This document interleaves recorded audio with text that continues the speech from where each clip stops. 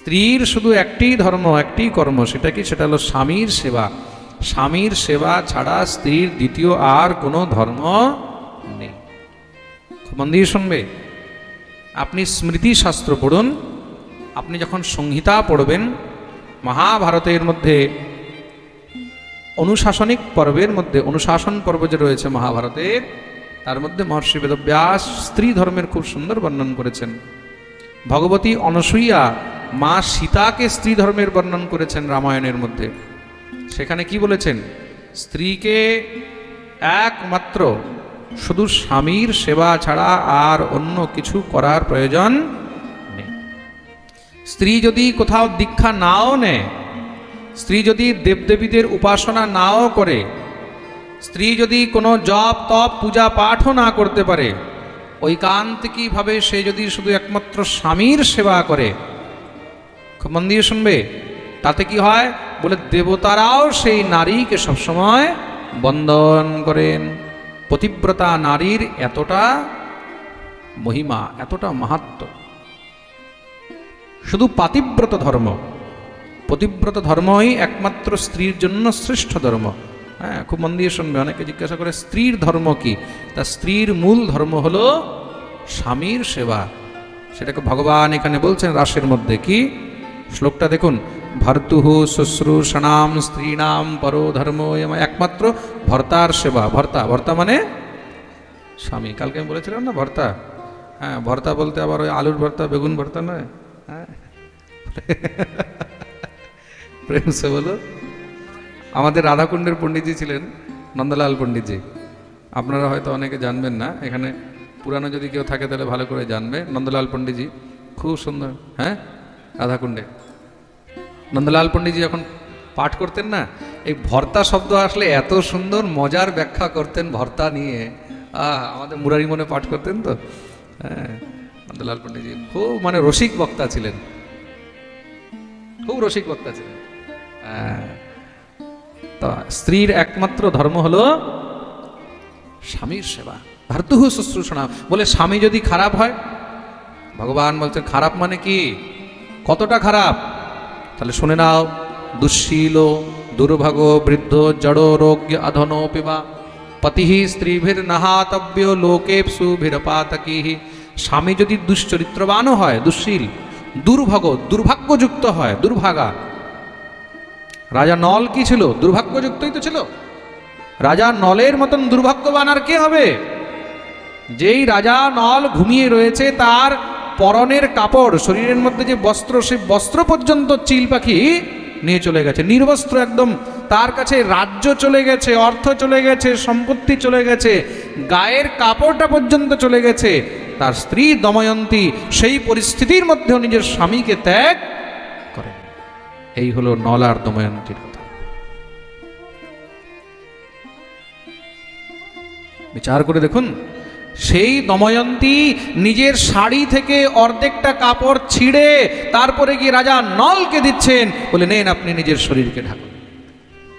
এই হলো পতিব্রতা নারী। তা দুঃশীল দুর্ভাগ বৃদ্ধ, যদি স্বামী বৃদ্ধ হয়, জড়, যদি মূর্খ হয়, জড় মানে মূর্খ, রোগ্য মানে রুগীও হয়, রোগগ্রস্ত হয়ে গেছে, অধনো পিবা মানে নির্ধন হয়, পতিহি স্ত্রীভির নাহাতব্য, এমন পরিস্থিতিতেও স্বামীকে ত্যাগ করা যায় না। কখন ত্যাগ করা যায়?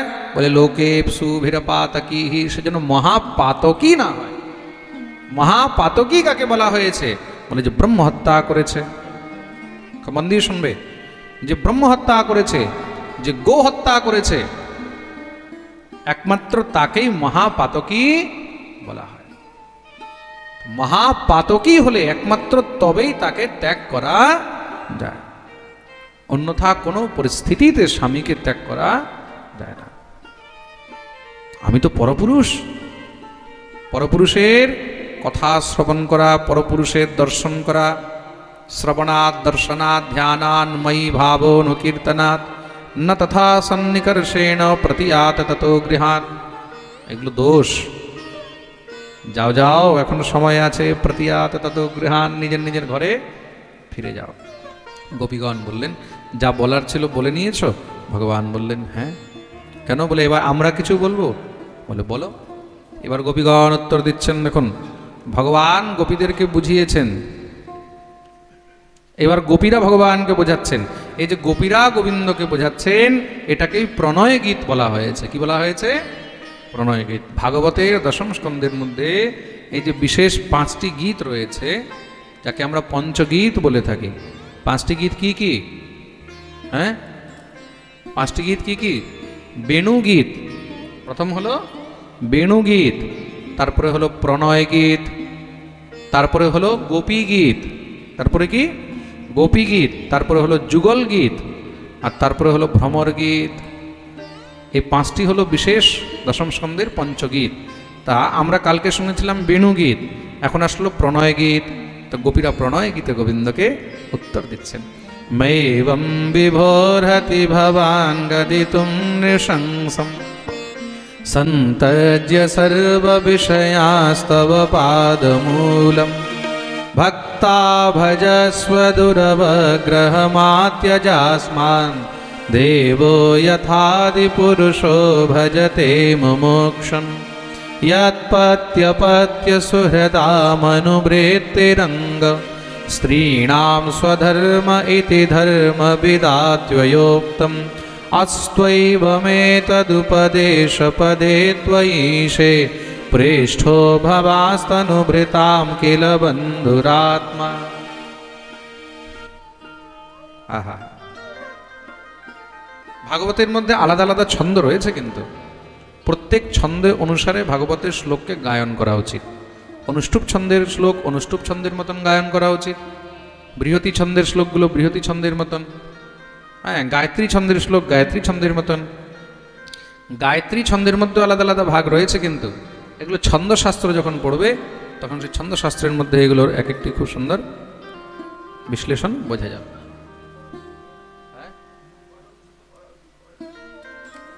আরে ছন্দ জানতে হলেও 10 বছর লাগবে শিখতে হলে ছন্দশাস্ত্র। কি কাকু, ঠিক না? ভাগবতের শ্লোক, প্রেম সে বলো। হ্যাঁ, ভাগবত সাধারণ জিনিস নয়। তো মৈবং বিভোরহতি ভবান গদিতুম নৃশংস সন্তজ্য সর্ব বিষয়াস্তব পাদমূলম। হে গোবিন্দ,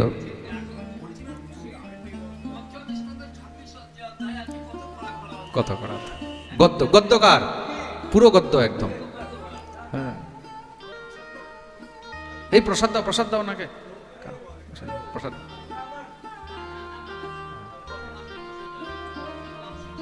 আরে উনি রিটায়ার্ড প্রিন্সিপাল। আমি তার জন্যই বলি না, বৃন্দাবনে পাঠ করার একটা আনন্দই আলাদা। হ্যাঁ, বাইরে পাঠ করলে তো একদম সোজাসুজি একটু আনন্দ করে পাঠ করে দিলে হয়ে গেল, বাস। বৃন্দাবনের মধ্যে আসল পাঠের মজা এখানে। প্রেম সে বলো। তমৈবং বিভোরহতি ভবান গদিতুম নৃশংসম সন্তজ্য সর্ব বিষয়াস্তব পাদমূলম। হে গোবিন্দ, তুমি কি বলছো? তুমি পরপুরুষ? না। তুমি কি করে বললে তুমি পরপুরুষ? সমস্ত জগতের মধ্যে তো একমাত্র তুমি বিদ্যমান হয়ে রয়েছ। প্রত্যেক জীবের অন্তরে বসে তো তুমি সবার সঙ্গে রমণ করছো, জগতের সঙ্গে তুমি তো রমণ করছো। তো তুমি পরপুরুষ কোথা থেকে হলে? তুমি মাতা, তুমি পিতা, তুমি ভাই, তুমি বন্ধু, তুমি স্বামী। আরে তোমাকেই তো আমরা জগৎপতি বলি। ভগবানের এক নাম হলো জগৎপতি, ভগবানের এক নাম হলো জগৎ পিতা, ভগবানের নাম হলো জগন্মাতা, ভগবানের নাম হলো জগন্নাথ, ভগবানের এক নাম হলো জগৎ বন্ধু। তাই তো তুমিই তো সবকিছু। সন্ত্যজ্য সর্ব বিষয়াস্তব পাদমূলম। এই বিষয় পরিত্যাগ করে দিয়ে একমাত্র শুধু এক তোমার চরণ, সেটাই হলো আমাদের উপলক্ষ। আর গোবিন্দ, যদি তোমাকে আপন করে আমাদেরকে নিন্দিতও হতে হয়, জগতে যদি আমাদের নিন্দাও হয়, তা কৃষ্ণের নামের সঙ্গে নিন্দা হলেও তার মধ্যে আমরা নিজেকে ধন্য মনে করব। ভগবান এখানে গোপীদের পরীক্ষা নিচ্ছিলেন। কেন? কার অন্তরে যদি লোক লজ্জা, কোনো প্রকারের ভয় থাকে, কোনো সংশয় থাকে, তাহলে কি হবে? বলে সে আগেই কেটে পড়বে। আর এই রাসের রস সবাইকে দেওয়া যায় না, মনে রাখবে। সেই কলসির মধ্যেই জল রাখা হয় যে কলসির মধ্যে কোনো ছিদ্র থাকে না। যদি কিঞ্চিত একটু কোনো ছিদ্র থাকে তাহলে কি হবে? জল রাখলে সব বেরিয়ে যাবে, গড়িয়ে যাবে। তাই রাসরূপী রসের অমৃত কোনো সাধারণ গোপী গ্রহণ করতে পারবে? একমাত্র সেই গোপী গ্রহণ করতে পারবে যার অন্তর একদম নিখুঁত হয়ে রয়েছে, কোনো খুঁত নেই। ভগবান গোপীদের পরীক্ষা করছিলেন, গোপীরা সব একদম পরীক্ষায় first class, first division pass. প্রেম সে বলো। ভগবান গোপীদেরকে নিয়ে দিব্য রাস আরম্ভ করলেন। বাহু প্রসার পরিরম্হি करालकोरुनीभिस्तनालभन नर्मनखाग्रपातै क्षिल्यावलोक हसितैर्व्रज सुंदरीणाम उत्तम भयन रतिपतिम रमयाञ्चकार। ভগবান গোপীদের সঙ্গে দিব্য আনন্দে উন্মত্ত হয়ে নৃত্য করছেন। নীলা বিলাস শুরু হলো। ভগবানের নাম হলো রাস বিহারী। বলিয়ে রাস বিহারী ভগবান কি জয়। গোপীদের কি হয়েছে? গোবিন্দকে এত সন্নিকটে পাওয়ার কারণে গোপীদের মনে অভিমান হয়ে গেছে। বলে গোবিন্দকে পাওয়ার পরে অভিমান কি করে হয়? বলে দেখুন, কখনো কখনো কি হয়, অত্যন্ত সৌভাগ্য মানুষের যখন বেড়ে যায় তার নিজের সৌভাগ্যেরও অভিমান হয়ে যায়। তাসাম তত সৌভাগমতম বিক্ষমানম চ কেশবঃ। মন দিয়ে শুনবে বৌদা। তাসাম তত সৌভাগমতম বিক্ষমানম চ কেশবঃ। গোপীদের অভিমান হয়েছে। কিসের অভিমান হয়েছে? নিজের সৌভাগ্যের অভিমান। আর সৌভাগ্য কি? বলে নন্দনন্দন ব্রজেন্দ্র নন্দনকে আমরা আপন করে পেয়েছি। অনন্ত কোটি ব্রহ্মাণ্ডের মধ্যে কোটি কোটি জীব কোটি কোটি জন্ম ধরে যাকে পাওয়ার জন্য লালায়িত হয়ে থাকে, সেই গোবিন্দকে আমরা আজ নিজের কাছে পেয়ে গেছে। কাছে মানে কেমন কাছে? বলে বাহু প্রসার পরিরম্ভি करालकोरु, তাকে আমরা আলিঙ্গন করতে পারছি। খালি কাছে বলতে এই কাছে নয়, কাছে বলতে এই কাছে নয়, এখানে আমরা তো কাছে আছি। কাছে বলতে একদম নিকটতম। এটাই হলো রাস। বাহু প্রসার পরিরম্ভি करालकोरु। বাস এতটুকুই বললাম, বেশি আর গভীরে যাব না। বুঝতে পেরেছো? প্রেম সে বলো। হ্যাঁ, এর থেকে হাই লেভেলের যদি শুনতে হয় তখন একদম 1 to 1 শুনতে হবে, ক্যামেরা ট্যামেরা বন্ধ করে দিয়ে, তারপরে রাসের কথা শুনতে হবে। ভগবান দিব্য মহারাজ গোপীদের সঙ্গে নীলা বিলাসে মত্ত হয়ে রয়েছেন। গোপীগণের মনে অভিমান হয়ে গেল। আর যখনই অভিমান হয়েছে ভগবান আর কি থাকেন? ভগবান সঙ্গে সঙ্গে অন্তর্ধান হয়ে গেল। অন্তর্হিতে ভগবতী সহসৈব ব্রজাঙ্গনা অতপ্যস্তম চক্ষাণাঃ করিণ্য ইব ইউথপম। আচ্ছা, এখানে একটি প্রশ্ন আসলো, কোনো একজন নারীর কাছেও যদি কোনো পুরুষ থাকে তাতেই তার অন্তরে কাম জাগ্রত হয়।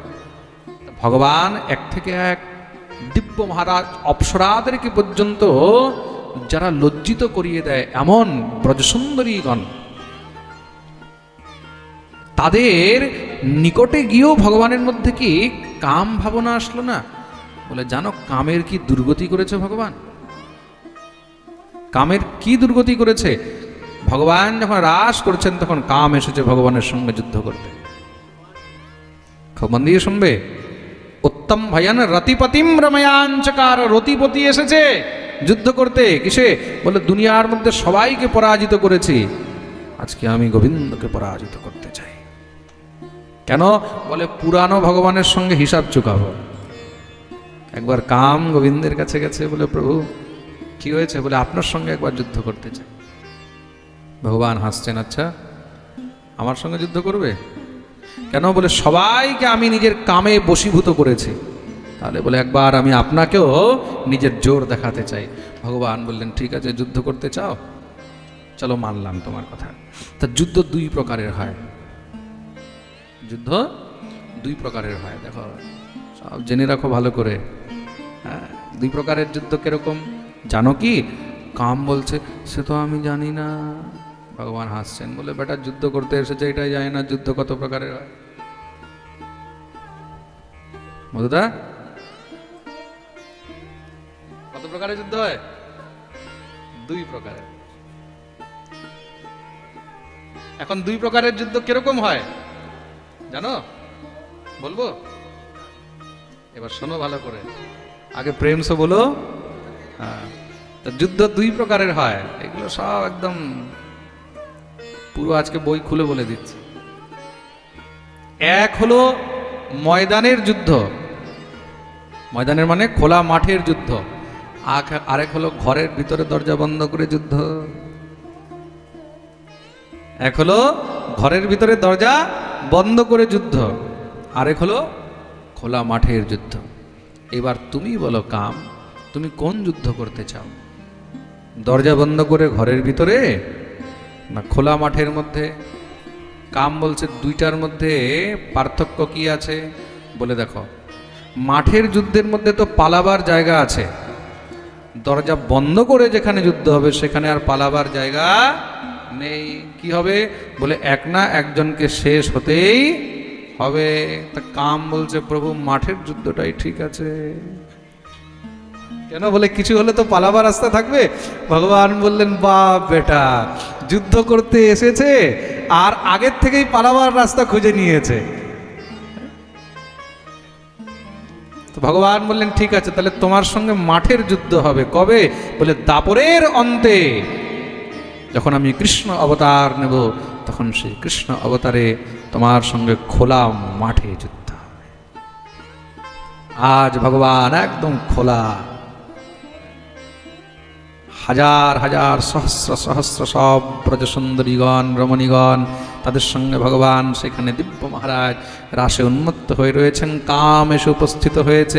কাম এসে লুকিয়ে গোবিন্দকে বাণ মারতে চেষ্টা করছে, কিন্তু গোবিন্দকে যখন দেখেছে, গোবিন্দের দর্শন করে, সেই অপরূপ বিগ্রহ দর্শন করে আজ ভগবানকে দেখে এমন অলৌকিক মনে হচ্ছে, কাম নিজে গোবিন্দকে দেখে স্বয়ং মোহিত হয়ে গেলেন। এসেছিলেন গোবিন্দকে মোহন করতে, কিন্তু আজকে গোবিন্দ মদনকে মোহন করে নিলেন। মদনকে, মদন হলো কাম, তো ভগবান আজকে কামকে উল্টো মোহিত করে নিয়েছে। চড়ি গোপীর মনোরথে মনমথ মনমথে, নাম হয় মদন মোহন। গোপীদের মনরূপী রথের উপরে উঠে ভগবান আজকে মদনকে মোহন করে নিলেন, তাই নাম হলো মদন মোহন। এই যে সামনে দাঁড়িয়ে আছে, বলিয়ে রাধা মদন মোহন লাল কি। কামকে উল্টো করে বেঁধে ঝুলিয়ে দিয়েছে, তার জন্যই ভগবানকে যোগীরাজ বলা হয়েছে। কি বলা হয়েছে? যোগীরাজ। কিন্তু যখন গোবিন্দ অন্তর্ধ্যান হলেন, সমস্ত সব গোপীগণ সব পাগলিনী হয়ে খুঁজে বেড়াচ্ছে। সখী তুই দেখেছিস শ্যামকে? তুই দেখেছিস? তুই দেখেছিস? তুই, কেউ আর উত্তর দিতে পারে না। লতা তরু গুল্ম বৃক্ষ তাদেরকে গিয়ে জিজ্ঞাসা করছে, আরে তুলসী তুমি কি শ্যামকে দেখেছো? ক্বচিৎ তুলসী কল্যাণী গোবিন্দ চরণ প্রিয়ে সহত্বালি কুলের বিভ্রদ রাম মাধবয়ো নৃপঃ। তুলসী তুমি তো কৃষ্ণের প্রেয়সী, তুমি তো গোবিন্দকে ছাড়া থাকতে পারো না, তা তুমি বলো না শ্যাম কোথায়? নিশ্চয়ই তুমি জানবে যে আমাদের শ্যাম কোথায়। কিন্তু কোথাও আর যখন খুঁজে পাচ্ছেন না শ্যামকে, খুঁজতে খুঁজতে যমুনা পুলিনে মহারাজ হঠাৎ করে যমুনার নবকোমল বালুকা, সেই সুন্দর সুন্দর কোমল বালুর মধ্যে গোবিন্দের চরণ চিহ্ন দেখতে পেলেন। আর সেই চরণ চিহ্নের সঙ্গে কোনো এক গোপীরও চরণ চিহ্ন রয়েছে। বুঝে গেলেন শ্যাম আমাদেরকে ছেড়ে গেছে, কিন্তু কোনো এক বিশেষ গোপীকে সঙ্গে নিয়ে গেছে। সেই গোপী কে? সেই গোপী অন্য কেউ নয়, তিনি হলেন শ্রী রাধা রানী। অনয়ারাধিতো নূনম ভগবান হরিരീশ্বরঃ यन्नो विहाय गोविन्दः प्रीतो यामनयदरः। সেই চরণ চিহ্ন দেখতে দেখতে যখনই সেবা কুঞ্জে গিয়ে প্রবিষ্ট হলেন, সেখানে গিয়ে দেখছেন প্রিয়াজি বসে কাঁদছেন, সবাই ঘিরে বসেছে। হে রাধারানী, শ্যাম আমাদেরকে ছেড়ে চলে গেছিলেন, কিন্তু তোমায় তো সঙ্গে নিয়ে এসেছিল, তোমাকে ছেড়ে কেন গেল? প্রিয়াজি বললেন, তোমাদেরকে কেন ছেড়েছে জানো? কেন কি তোমাদের মনে অভিমান এসেছে। তোমাদেরকে ছেড়ে যখন আমায় নিয়ে যাচ্ছে, আমারও মনে অভিমান হলো যে শ্যাম সবাইকে ছাড়তে পারে কিন্তু আমাকে ছাড়তে পারে না। তখন আমি বললাম, গোবিন্দ আমি আর চলতে পারছি না, না পার এহম চলিতুম নয়মামি যত্র তে মনঃ। একটা কাজ করো, তুমি আমাকে কোলে করে নিয়ে চলো। শ্যাম বলল, একটা কাজ করো, তুমি আমার পিঠে চেপে বসো, তুমি আমার পিঠে চেপে বসো। এব মুক্তঃ প্রিয়ামাহ স্কন্ধম আরোহ্যতামিতি। আমি যখনই পিঠে চাপতে গেছি, গোবিন্দ সঙ্গে সঙ্গে অন্তর্ধান হয়ে গেলেন। ততশ্চান্তরে দধে কৃষ্ণ সা বধূরন্মতপ্যত। তাহলে হে প্রিয়াজি, আমরা কি আর গোবিন্দকে পাবো না? আমরা কি আর শ্যামকে পাবো না? বলে নিশ্চয়ই পাবো। শুনেছি যেখানে যেখানে তার গুণগান হয় সে সেখানে দৌড়ে চলে আসে। নিজের অভিমানকে তিলাঞ্জলি দিয়ে গোবিন্দের গুণগান করতে হবে। সমস্ত সব গোপীদেরকে নিয়ে শ্রী রাধারানী যমুনার তটে যমুনা পুলিনে বসে দিব্য গীত আরম্ভ করেছেন, গোবিন্দের গুণগান আরম্ভ করেছেন, যেটাকে গোপী গীত বলা হয়েছে। আসুন আমরাও একটু গোপী গীতের কিছু অংশ শ্রবণ করি। জয়তি তেধিকম জন্মনা ব্রজ শ্রয়ত ইন্দিরা শাশ্বতত্রহি দয়িতদৃশ্যতা দীক্ষুতাবকা स्वयीधृता सव स्वामि चिन्वते शरदुदाशये साधुजात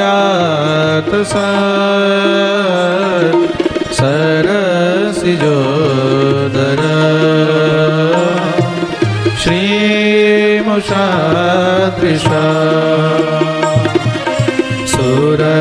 सुरतनाथ ते अशुल्कदासिका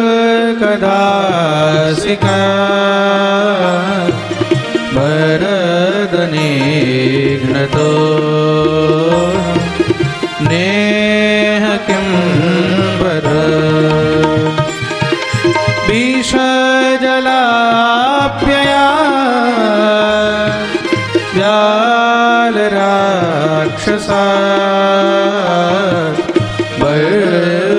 वर्षमारुता वैद्युतानला वृषमयात्मजा विश्वतो भया ऋषभते वयं रक्षितामो तव कथामृतं तप्तजीवनं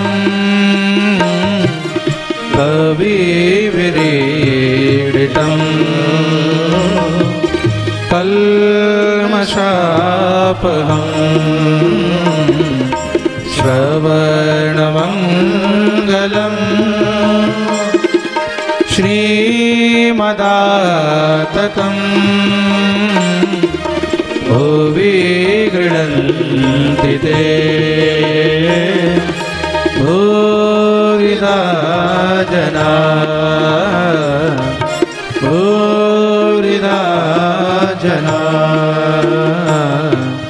भूरिदा जना यत्ते सुजात चरणाम्बुरुहं स्तनेषु भीताशने प्रियदधीमहि कर्कशेषु तेनाटवीमटसि तद्व्यथतेन किंस्विद् कूर्पादिभिर्भमति धीर्भवदायुषाम्नः। समस्त गोपीगण दिव्य करुण क्रंदन करे गोविंदेर गुणगान करलेन। हे गोविंद, যেই লক্ষ্মী নিজের শ্রী হস্ত দ্বারা তোমার সবসময় চরণের সেবা করে থাকে। আর চরণের সেবা করতে করতে এটা ভয় পায় যে তোমার চরণে যেন কোথাও কোনো আঘাত না লাগে। সেই সুন্দর সুকোমল চরণগুলোকে নিয়ে তুমি আমাদের থেকে লুকাবার জন্য এই ব্রজের করিল কুঞ্জ, মানে কাঁটার কুঞ্জ, ব্রজের মধ্যে কাঁটা গাছ অনেক আছে, ব্রজ কে করিল কুঞ্জों में कहां जाकर के छुपे बैठे हो, কোথায় তুমি লুকিয়ে আছো, আসো আসো। তোমার চরণে নিশ্চয়ই অনেক কষ্ট হচ্ছে, তোমার চরণ তো একদম কোমল, আর আমাদের হৃদয় হলো পাষাণ। यत्ते सुजात चरणाम्बुरुहं स्तनेषु भीताशने प्रियदधीमहि कर्कशेषु। অভিমানকে তবেই তো আমরা অন্তরে জায়গা দিয়েছি, আর অভিমানের কারণেই আমাদের হৃদয় পাষাণ হয়ে গেছে। আসো আসো, এসে নিজের সুকোমল চরণগুলো আমাদের হৃদয়ের মধ্যে রাখো। নিশ্চয়ই তুমি অনেক কষ্ট পাচ্ছ, আমরা আর তোমায় কষ্ট দেব না। তেনা টবি মটসি তদ্ব্যথতেন কিঞ্চিৎ, কেন কষ্ট তোমার হলে ব্যথা আমাদের অন্তরে হবে। রুরুদুঃ সুস্বরম রাজন কৃষ্ণ দর্শন লালসা। গোবিন্দের বিরহে গোপীগণ করুণ ক্রন্দন করে করে গোবিন্দকে বারবার ডাকছে, হে গোবিন্দ দর্শন দাও। কানতে কানতে যখন তাদের সমস্ত অভিমান বিগলিত হয়ে বেরিয়ে গেল, ভগবান আর দেরি করেননি, সঙ্গে সঙ্গে ভগবান দিব্য পীতাম্বর ধারণ করে প্রকট হয়েছেন। তাসামাবিরভূৎস্ময়মান মুখাম্বুজঃ পীতাম্বরধরঃ স্রগ্বী সাক্ষান মন্মথ মন্মথঃ। बोलिए भक्तवत्सल भगवान की जय। গোপীগণ গোবিন্দকে পেয়ে চরণে গড়াগড়ি দিতে লাগলেন, হে শ্যাম, একবার তুমি গেছো, আমাদের এই পরিস্থিতি হয়েছে, যদি তুমি আবার যাও তাহলে আমাদের প্রাণ বেরিয়ে যাবে। তদ্দর্শনাহ্লাদ বিদূত যদ্রজো মনোরথান্তম শ্রুতয়ো যথায়য়ো। তোমার দর্শন করে মনে হয় আমাদের প্রাণ ফিরে আসলো। ভগবান বললেন, দেখো অভিমান ছিল, আমি চলে গেছি, আমি দেখলাম আমার আর প্রয়োজন নেই, তাই আমি চলে গেছি, অভিমান বেরিয়ে গেছে, আমিও চলে এসেছি। তাহলে গোবিন্দ আমাদের মনোরথ আর কি পূর্ণ হবে না? মনোরথ মানে মনের ইচ্ছা। ভগবান বললেন, নিশ্চয়ই হবে, চিন্তা করো না। তাহলে রাসের রস থেকে আমরা কি বঞ্চিত থাকবো? বলে না না, এই রাস পূর্ণ হবে। ভগবান কি করলেন? রাসোৎসব সম্প্রবৃত্ত গোপী মণ্ডল মণ্ডিত যোগেশ্বরেণ কৃষ্ণেন তাসাম মধ্যের দ্বয়োর্দ্বয়। প্রত্যেকটি গোপীর সঙ্গে ভগবান দুটি করে কৃষ্ণ রূপ ধারণ করলেন। গোপীর ডানেও কৃষ্ণ, বামেও কৃষ্ণ। এতক্ষণ পর্যন্ত এটা রাস হচ্ছিল, এখন রাস নেই, এটা মহারাস হয়ে গেছে। বলিয়ে রাস বিহারী ভগবান কি জয়। এই রাস দর্শন করার জন্য কৈলাস থেকে চলে এসেছেন কে? ভোলে বাবা। ভোলে বাবা যখনই রাসে প্রবেশ করতে গেছে, সঙ্গে সঙ্গে গোপীগণ সেখানে দাঁড় করে দিয়েছে। বাবাজি কোথায় যাচ্ছ? সখী, আমি রাসের দর্শন করতে এসেছি। তুমি জানো না রাসের মধ্যে কোনো পুরুষের প্রবেশ নেই? তাহলে একমাত্র গোপী ছাড়া রাসে অন্য কারো প্রবেশ নেই। তাহলে সেটা কি করে সম্ভব? বলে তার জন্য তোমাকে গোপী ভাব অঙ্গীকার করে আসতে হবে। কিন্তু কি করে সম্ভব? যাও যাও, মান সরোবরে গিয়ে সেখানে ডুব দিয়ে আসো। কেন? রাধারানীর কৃপাসিক্ত সেই মান সরোবরে ডুব দিলে সমস্ত সব পুরুষের মান নাশ হয়ে যায়। ভোলেনাথ দৌড়ে গিয়ে মান সরোবরে যখন ডুব দিয়ে উঠেছেন, উঠতেই একদম ভোলা ভোলি হয়ে গেছে। দিব্য গোপী রূপ ধারণ করে ভোলেনাথ এসে উপস্থিত হলেন। তাই মহাদেবের এক নাম হলো গোপেশ্বর। বলিয়ে গোপেশ্বর মহাদেব কি জয়। গোপেশ্বর এই যে বংশীভটের কাছে আজও মহাদেব এখানে গোপেশ্বর হয়ে বিরাজমান রয়েছেন। মহাদেব প্রবিষ্ট হলেন রাসের মধ্যে। দিব্য রাস আরম্ভ হয়েছে। তা রাস কিভাবে হচ্ছে শ্রী সুরদাসজি মহারাজ খুব সুন্দর বর্ণনা করেন। রাসের মধ্যে কি হচ্ছে? রাধা নাচে, কৃষ্ণ নাচে, নাচে গোপীজন, मन मेरो बन गयो सखी रे पावन वृंदावन। राधा नाचे कृष्ण नाचे, नाचे गोपी जन, मन मेरो बन गयो सखीरी पावन वृंदावन। राधा नाचे कृष्ण नाचे, नाचे गोपी जन, मन मेरो बन गयो सखी रे पावन वृंदावन।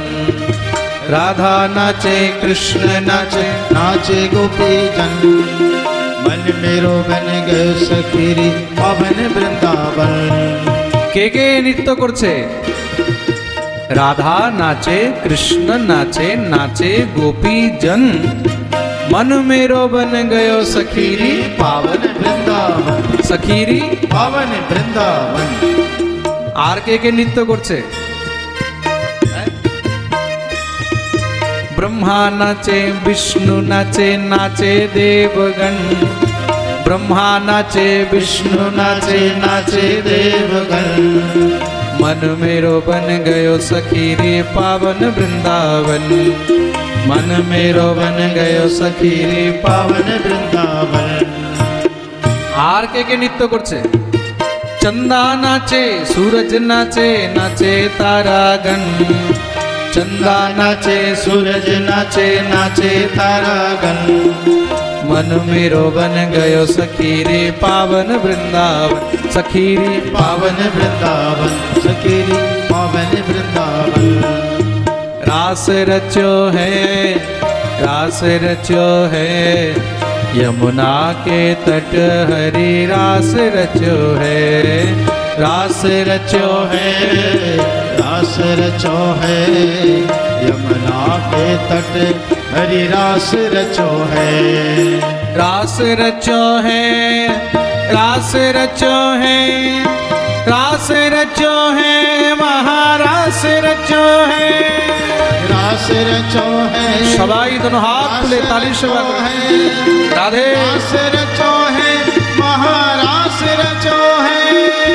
रास रचो है, रास रचो है, रास रचो है, महारास रचो है। रास रचो है, रास रचो है, रास रचो है, महारास रचो है। रास रचो है, रास रचो है, रास रचो है, महारास रचो है। रास रचो है, रास रचो है, रास रचो है, महारास रचो है। महारास रचो है, महारास रचो है, महारास रचो है, महारास रचो है। मोहन रास रचो है, मोहन रास रचो है, महारास रचो है, महारास रचो है। महारास रचो है, रास रचो है, रास रचो है, महारास रचो है।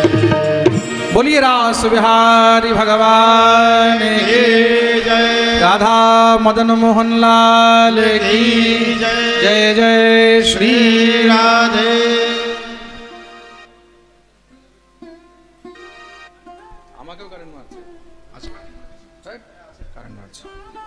विक्रीडितं व्रजवधूभिरिदं च विष्णु श्रद्धान्वितो न शृणुयादथ वर्णयेद् यः भक्तिं परां भगवती प्रतिलभ्य काम হৃদরোগমাশ্রপহিনোত্যচিরেণ ধীরঃ। আমাকে কারেন্ট মেরেছে বুঝেছো, তার জন্য তোমাকে বললাম এখানে মুক্তি হয়ে যাবে নলে। শ্রী সুখদেব প্রভু বর্ণন করছেন, যেই জীব ভগবানের এই দিব্য রাসের কথা শ্রবণ করে, খুব মন দিয়ে শুনবে কিন্তু, ভগবান তার হৃদয়ের সমস্ত রোগ, হৃদয়ের সমস্ত শোক সর্বথা নাশ করে দেয়। কেন? এই রাস হলো ভগবানের হৃদয়ের কথা। রাস কিসের কথা? ভগবানের হৃদয়ের কথা। বলি রাস বিহারী ভগবান কি জয়।